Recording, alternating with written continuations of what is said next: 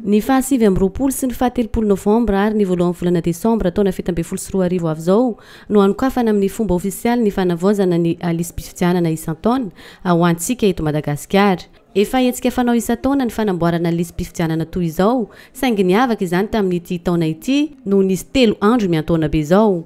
Ho an'ny andro ny fahasivy amby roapolo ny volana novambra dia isan'ny fanentanana ifotony ireo fokontany misy enina izay hita fa marefirefy tamin'izany fanoratana anarana ho mpifidy izany tamin'ny herintaona. Ny fahatelopolo ny volana novambra kosa dia isan'ny sehatra ifampijiniana sy ifampiresahana eny anivon'ny fokontany misy efatra eto an-tampon-tanànan'ny Mahajanga.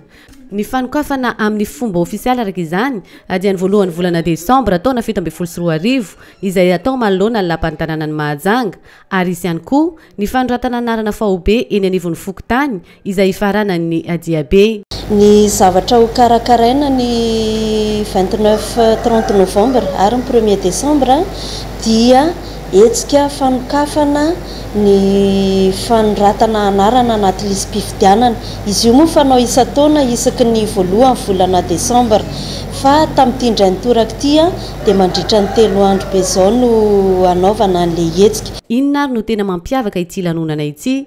Manamarika ity lancement officiel ity dia satria ity no fanavaozana lisam-pifidianana farany mialoha ny fifidianana amin'ny 20 sy 2 arivo.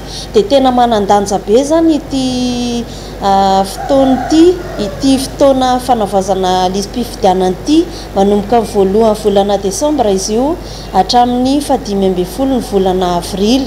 Ny antony dia satria raha ohatra ka tsy tafiditra amin'io ny mpifidy, ny olona tokony hifidy tsy ao anaty lisitra, dia mety tsy afaka hifidy izy amin'ny fotoam-pifidianana 20 sy 2 arivo satria tsy hisy intsony ny révision spéciale araka ny lalàna misy hatreto.